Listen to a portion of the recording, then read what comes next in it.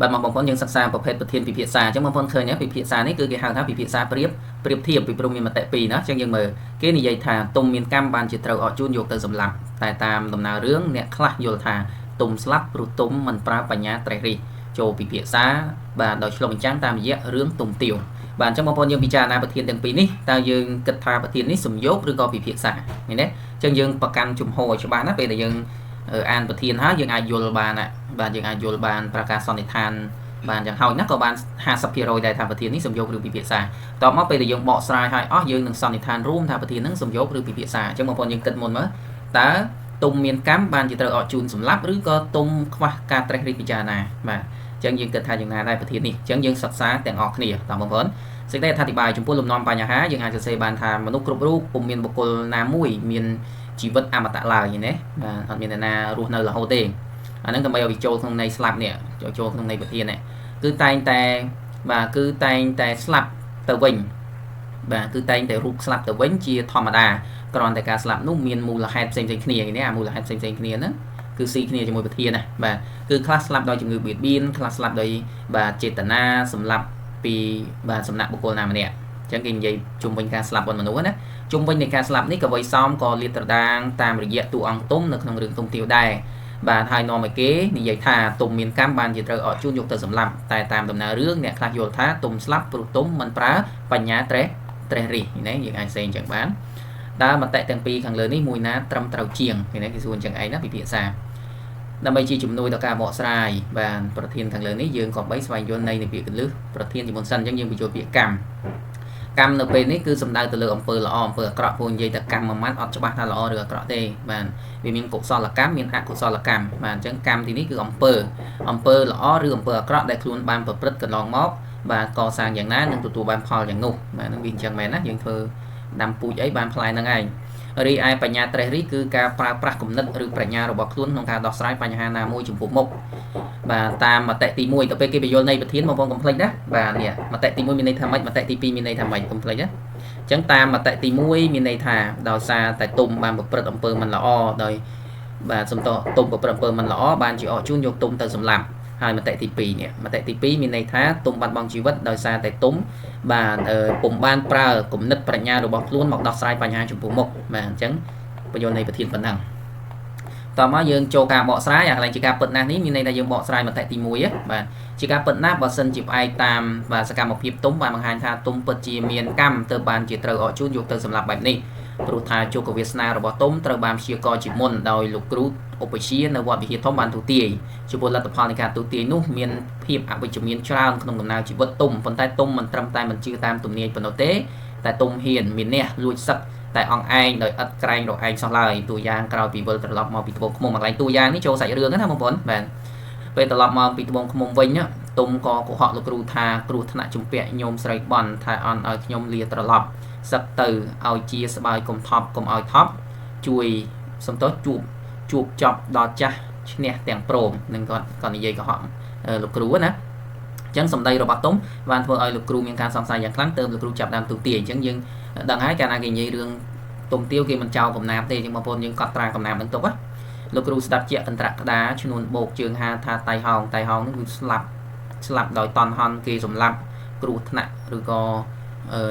ជួបគ្រោះធម្មជាតិអីរន្ទះបាញ់ឬក៏អីចឹងណាបងប្អូនស្លាប់តៃហោងហ្នឹងអញ្ចឹងលោកគ្រូស្ដាប់ជាកន្ត្រាក់ក្តារឈ្នួនបោកជើងហាថាតៃហោងមានន័យថាទុំស្លាប់តៃហោងអញ្ចឹងណាកុហកអញទេអាកន្ទ្រមស្រីចោមបាទស្រោតបោចោលមកលាចេញលោកគ្រូក៏ទូទាយថាទុំកុហកលោកគ្រូទេក៏ពិតទុំមានរឿងពាក់ព័ន្ធនឹងរឿងស្រីអញ្ចឹងណាបាទអញវាលេខលុបគ្រប់ជើងហាលេខឆ្លើយឡើងថាអាកំពីកំពុះទម្លុះក្រែងវេទនាឃើញថានេនពេជ្រកិច្ចក្រនបើនេនពេជ្រសឹកចោះខែបោះបានទុំឯងឈប់ខានទៅប្រសើរចាំដល់ពិសាសិនសឹមដើសឹកហើយត្រូវលើបានជាធំអញ្ចឹងលោកគ្រូខាត់ទុំកុំឲ្យសឹកបាទបើទុំចង់សឹកចាំតិចសិនមិនអាចសឹកខែបោះទេចាំដល់ខែពិសាមិនអាចសឹកបានមិនតែប៉ុណ្ណោះទុំមានះលួចសឹកមិនបារម្ភពីឧបសគ្គចំពោះមុខឡើយហើយសារភាពថានេះគឺជាកម្មដែលបណ្ដាលឲ្យខ្លួនហ៊ានប្រព្រឹត្តបែបនេះជាក់ស្ដែងមុនពេលលួចសឹកទុំក៏បានរៀបរាប់រួចថាអញនៅមិនបានឡើយព្រះគុណខ្ញុំអើយហេតុតែកម្មជាកាលណានឹងប្រឹងត្រួតត្រំម្លេះសំស្លាប់ខ្លួនមួនមែនពិតមិនស្ដាយភ្នោះប្រានបានប៉ុនសក់កម្មនាំកញ្ឆក់ឲ្យងងឹតមកបាំងមានន័យថា អត់បានគិតពិចារណាពាក់ព័ន្ធស្នេហាបាំងមុខមកបាំងបាទឆ្នាំងក្របប្រសោបរឹតគ្មានគិតគ្មានគូលោកគ្រូខ្ញាល់អញ្ចឹងកន្លែងនេះគឺចង់មានន័យថាទុំប្រកាន់គោលចំហថាដឹងតែសឹកទោះគ្រូខាត់គ្រូខឹងយ៉ាងណាក៏ត្រូវតែសឹកអញ្ចឹងណាភាពមាននេះហើយដែលជាដើមហេតុនៃកម្មហើយក៏ត្រូវអកជូនសម្រាប់នោះយើងលើកហេតុផលថាទុំស្លាប់ដោយសារទុំមានកម្មអញ្ចឹង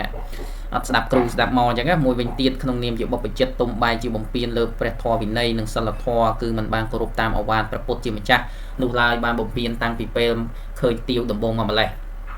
ដូចជាពេលដែលស្មូតផ្ទះនាងទាវទុំផ្លិចពាក្យទូលមានរបស់លោកគ្រូថាក្នុងនាមជាព្រះសង្ឃត្រូវមានការប្រុងប្រយ័ត្នគឺថាដើរមាន4ខ្លួនជាសង្ឃទៅបានត្រូវត្រង់ឥតមានមាស់បាទដើរទៅក្តីបាសក់នោះមានន័យដើរទៅឃើញបាសក់បាសិកានោះគេកោះឆ្លោះឆ្លោយឲ្យមាន5បាទបានន័យថាมันលុះក្នុងអកតៈ4យ៉ាងបាទមានចន្ទាកតៈបាទចន្ទាកតៈលំអៀងព្រោះស្រឡាញ់តោសោកតៈលំអៀងព្រោះស្អប់ភរិយាកតៈលំអៀងព្រោះភ័យខ្លាចបាទនិងមោហោកតៈលំអៀងព្រោះមិនដឹងសេចក្តីលងងបាទមិនច្បាស់ការអញ្ចឹងដើរមាន4ខ្លួនជាសង្ឃហ្នឹងគឺដើរដោយមិនលុះក្នុងអកតៈទាំង4ហ្នឹងបាទចំណែកឯ5គឺសំដៅដល់សិល5ដែលមានបាណាតិបាត5មិនឲ្យសម្លាប់ជីវិតមនុស្សសត្វបាទអត្តនេទានាមិនលួចទ្រព្យរបស់អ្នកដទៃកាមេមិនប្រព្រឹត្តខុសក្នុងស្នេហាខុសច្បាប់មុសាមិននិយាយកុហកសូរាមេរ័យមិនសេពគ្រឿងស្រវឹងជាដើមបាទជាងនេះទៅទៀតនេនទុំមិនបានបាទมันអាចកាត់បន្ថយកិលេសឬតណ្ហាក្នុងនាមជាអ្នកបួសបានបណ្ដាលឲ្យមនោសញ្ចេតនាអុសទាញស្នេហាខុសប្រពៃណីដូចជាបាទគ្រាន់តែបានឃើញនាងទាវភ្លាមទុំក៏មានអារម្មណ៍ជ្រួលច្របល់បាទរួតនេនស្ដាប់ជាក់ភ្ញាក់ព្រឹតប្រឹងភ្នែកគុណសម្លឹងទៅមាត់ទ្វារយល់ទាវឈោបាទស្ទប់ដើររេរាស្ទុះស្ទាចូលក្នុងស្លុងចេញក្រៅកន្លែងហ្នឹងគឺថាឃើញគេភ្លាមស្រឡាញ់ផ្លេតណានេនយល់ដូច្នេះក្នុងពោះព្រួយកាន់គួចកើតទុកចុកអារាឲ្យរូបនឹងហើយទាវពងាមិនងាកបំពីណូមិនងាកបំពេណូបាទមានន័យចាប់ផ្ដើមបាទដោយសោតសែកសារិកាលិនថោងអីចឹងទៅបាទឬក៏ចាប់ផ្ដើមលើកយកតែកន្លែងណាទេសនាតែកន្លែងណាពាក់ព័ន្ធនឹងស្នេហាអូនបងអីចឹងការរៀបរាប់មកនេះគឺគេគ្រប់ត្រូលទៅនឹងមតិទី1ថាទុំស្លាប់ព្រោះមានកម្មណាបាទគឺទី1អត់ស្ដាប់គ្រូខ្លួនជាបុព្វជិតបែរជាប្រព្រឹត្តខុសក្នុងសិលធម៌ជាអ្នកបួសបាទឆ្លុះវែងក្នុងកាមតណ្ហាអីជាដើមទាំងអស់នេះគឺជាការបកស្រាយគ្រប់ត្រូលថាទុំស្លាប់ព្រោះទុំមានកម្មអញ្ចឹងសរុបសេចក្តីមកផុសតាងខាងលើនេះហើយដែលបញ្ជាក់ថាទុំពិតជាមានកម្មបានជាត្រូវអកជូនយកទៅសម្លាប់តោះមកយើងដាក់សំណួរភ្ជាប់សេចក្តីមួយតើទុំពិតជាមានកម្មមែនឬយ៉ាងណាបានជាត្រូវអកជូនសម្លាប់ហ្នឹងយើងសួរអញ្ចឹងមកចុះកតដែរណាអញ្ចឹងផ្ទុយទៅវិញបើសិនជាធ្វើការវិភាគឲ្យបានស៊ីជម្រៅជាងនេះទៀតប្រកាសជាយើងឃើញថាទុំស្លាប់ព្រោះទុំមិនប្រើបញ្ញាត្រេះរិះនៅចំពោះមុខស្ថានភាពដ៏តឹងតែងនោះទៅវិញទេអានេះគឺមតិទី2គេចូលមកថាអត់ទេទុំស្លាប់ដោយសារទុំអត់មានបញ្ញាត្រេះរិះពិចារណាចំពោះស្ថានភាពចំពោះមុខមានន័យថាអត់ប្រើបញ្ញាក្នុងការដោះស្រាយបញ្ហា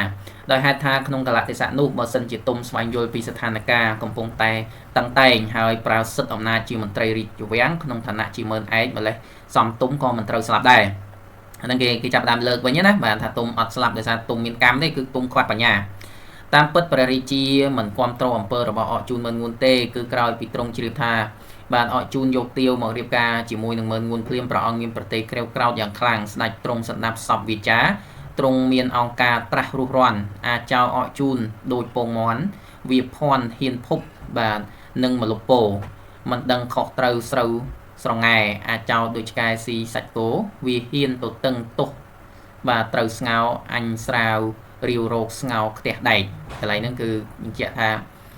ប្រជាប្របាទរាមាហ្នឹងគឺខឹងនឹងអកជូនណាបាទខឹងនឹងអង្គញាអកជូនហ្នឹងដែលប្រឆាំងទៅនឹងការសម្រេចរបស់ព្រះអង្គដែលផ្សំគុំទុំនឹងទាវជាប្តីប្រពន្ធរួចហើយបែរជាហ៊ានបំបែកចាប់ទាវយកទៅរៀបការទៀតទន្ទឹមនឹងនោះទុំមិនបានបាទបង្ហាញរាជសារឃើញទេកំហុសទុំទៀតណាអត់បានបង្ហាញរាជសាររបស់ព្រះរាជានឹងមិនគោរពតាមបន្ទូលព្រះរាជាដែលទ្រង់បានផ្ដាំមុនពេលចេញដំណើរដោយព្រះអង្គមានបន្ទូលផ្ដាំមុនពេលចេញដំណើរទៅត្បូងឃ្មុំថានេះបណ្ដាំព្រះរាជាទៅកាន់ទុំថាឯទុំបើបានបន្ទូលទៅរុះរាន់ឲ្យត្រូវតាមសន្មតបើវាមិនស្ដាប់ឯងឆាប់បត់បាទឆាប់បត់ហ្នឹងគឺថាឆាប់មកវិញវិលមកឈប់អត់ឲ្យមើលវាមានន័យថាគឺថាឲ្យទុំមកវិញបើសិនជាអត់ជូនអត់ស្ដាប់តាមបន្ទូលព្រះរាជសាររបស់ព្រះអង្គតែទុំអត់បានបង្ហាញផងតាមពិតឱកាសរបស់ទុំមានច្រើនទុំអាចប្រើរាជសារប្រើបន្ទូលឬប្រើឈ្នួតខ្មៅបាទឈ្នួតខ្មៅដែលស្ដេចបានប្រទានធ្វើជាសញ្ញាប្រាប់ដល់ពួកអកជូនជាក់ស្ដែងពេលមកដល់ត្បូងឃ្មុំទុំបានស្លៀកឯកសណ្ឋានជាមន្ត្រីរាជវាំងបាទពុំទុំបានស្លៀកឯកសណ្ឋានមន្ត្រីរាជវាំងទុំលឺពេចប្រាប់ បាទចាប់សម្ពុតហូលប្រែទាំងផ្នត់ទុំមើលទៅយល់ឈ្នួតផាហុំបាទសូត្រពណ៌ខ្មៅសម្ពុតព្រះចៅប្រុសប្រទានទុំស្លៀកហូលចាក់បាទចូល3ជាន់រូបមន់សូត្រខ្សែសយមាសមានពាក់អាវបៃតងបំណងព្យានបាទឈោងឈៀនបត់បែប្រែស្រដីនេះគឺគេចង់មានន័យថាព្រះជាបានប្រទាននៅសម្លៀកបំពាក់បាទដែលជាមើលឯករបស់ស្ដេចនៅក្នុងរាជវាំងឲ្យទុំបាទក្នុងស្ថានភាពនេះទុំពិតជាមានប្រៀបយ៉ាងខ្លាំងទៅលើគូបដិបត្តិរបស់ខ្លួនប៉ុន្តែគូឲ្យស្ដាយទុំបែរជាបោះបង់ឱកាសនេះបង្កជាទុកដោយខ្លួនឯងទៅវិញគឺទុំពេលទៅដល់ផ្ទះទាវបែរជាផឹកស្រាដើម្បីបង្កើនសេចក្តីក្លាហានជាហេតុនាំឲ្យខ្លួនបាត់បង់ភាពម្ចាស់ការរហូតដល់ថ្នាក់ច្រៀងអន្ទងហៅនាងទាវឲ្យចេញមកចាក់ស្រាចាក់ដាក់បាតដៃផឹកទៅវិញឃើញណាបាទសំដូចដំណើររឿងបញ្ជាក់ថាបាទលើផ្ទះសំពះសួរគូគប់មេបាចាស់គប់បាទមិនជួឆ្មើងទុំត្រូវស្រាខ្លាំងតាំងចចើងរឹកពីហាក់កើងដំឡើងគ្រូពេលស្រវឹងទុំបានប្រគៀកប្រអោបនាងទាវបង្កបញ្ហាទុំខិតចិត្តជួបរូបត្រកងបាទទុំខិតចិត្តជួបរួមត្រកង3ហើយថើបផងថាទាវអញទាវអាងទុំប្តីឥតគិតកាញ់ខ្លាចគេបាទចាក់បាញ់ចាញ់នរណាទុំថាមាសបងដងស្រាផឹកបងផឹកសឹមក្រោកនាំកល្យាបាទនាំកល្យានទៅក្រុងកោមហាក្សត្រាទ្រង់ប្រោះសណ្ដោះទុកអំពើបែបនេះហាក់ដូចជាទុំកំពុងចំអកឲ្យអកជូនមើលងួននឹងម្ដាយទាវកាន់តែខ្លាំងឡើងបណ្ដាលឲ្យម្ដាយទាវទ្រាំលេខបានក៏ស្រែកថាអកជូនខ្លួនមានបុណ្យមិនគិតកែកុនឆាប់រហ័សចាប់អាទុំចោលចិត្តមានះទាញពីលើផ្ទះទម្លាក់ទៅ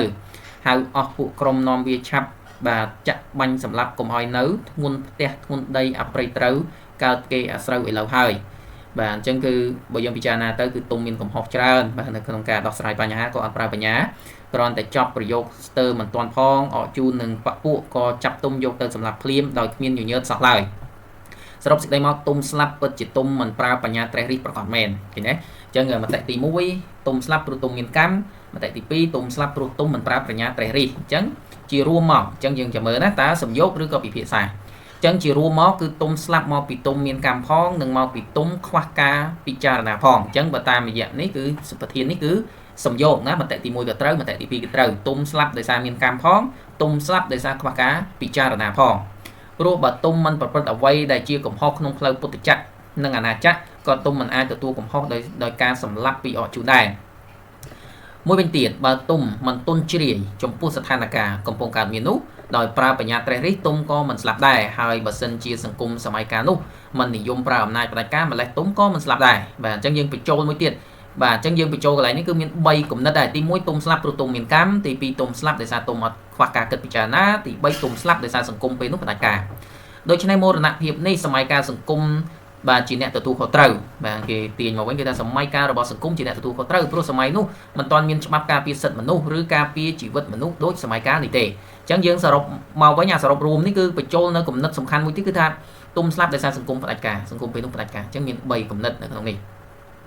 បាទឆ្លងតាមការបកស្រាយខាងលើនេះបង្ហាញថាមតិនីមួយរបស់ប្រធានហ្នឹងបាទមិនទាន់ត្រឹមត្រូវទាំងស្រុងនោះទេគឺជាមតិដែលការពារតែគោលជំហរឬការគិតឃើញរៀងៗខ្លួនតែប៉ុណ្ណោះតែមានតែអត់ទាន់ត្រូវទាំងស្រុងហ្នឹងគឺមានថាទុំមិនមែនយើងទទួលស្គាល់ថាទុំមានកម្មបានស្លាប់ទុំខ្វះការត្រេះរិះពិចារណាបានស្លាប់ប៉ុន្តែមួយទៀតដែលអត់បាននិយាយគឺដោយសារសង្គមផ្ដាច់ការអត់គោរពសិទ្ធិមនុស្សទើបទុំស្លាប់អញ្ចឹងយើងបញ្ចូលគំនិតទី3ទៅតែទោះជាយ៉ាងណាក្តីក៏មតិខាងលើបានផ្ដល់ជាបទពិសោធន៍ដល់អ្នកសិក្សាអ្នកអានឲ្យចេះពិចារណារាល់ទង្វើរបស់ខ្លួនជៀសវាងពីដំណោះស្រាយណាមួយឈានទៅដល់ការបាត់បង់ជីវិតមានន័យថាជាបទពិសោធន៍មួយឲ្យយើងចេះដោះស្រាយដោយសន្តិវិធីកុំប្រើហិង្សាបានរកដំណោះស្រាយដោយវិជ្ជមានបាទអញ្ចឹងការបកស្រាយចំពោះប្រធាននេះគឺអាចបងប្អូនយើងស្វែងយល់បានថាបាទមតិទី1និងមតិទី2គឺសិតតែត្រូវដូចគ្នាក៏ប៉ុន្តែមិនទាន់ពេញលេញទេចំណុចមួយទៀតគឺសង្គមផ្ដាច់ការទើបធ្វើឲ្យទុំស្លាប់បាទអញ្ចឹងការបកស្រាយគឺមានប៉ុណ្ណេះបងប្អូនយើងអាចយកទៅអានយកទៅសិក្សារៀនសរសេរបន្ថែមខ្លួនឯងសំខាន់យើងមើលទំនោរប្រធានបែបពិភាក្សាគឺគេសរសេរទម្រង់បែបម៉េចបងប្អូនសង្កេតមើលរបៀបសរសេរហើយរៀនសរសេរតាមបាទអញ្ចឹងអរគុណច្រើនបងប្អូនយើងចាំជួបគ្នានៅវិញ្ញាសាក្រោយទៀតណាសម្រាប់ប៉ុណ្្នឹងសិន